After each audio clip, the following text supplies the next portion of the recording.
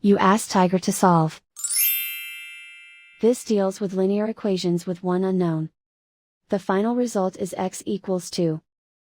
Let's solve it step by step. Simplify the expression. Expand the parentheses. Multiply the coefficients. Simplify the arithmetic.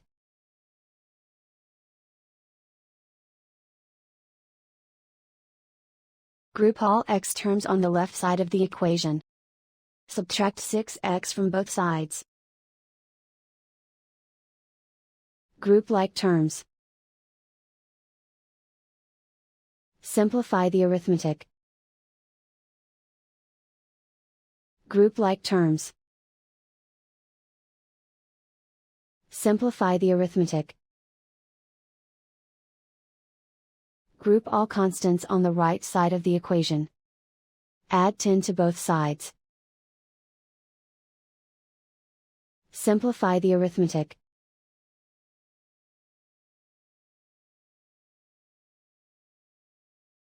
Isolate the x. Divide both sides by 8. Simplify the fraction. Find the greatest common factor of the numerator and denominator. Factor out and cancel the greatest common factor. And so the final result is x equals 2.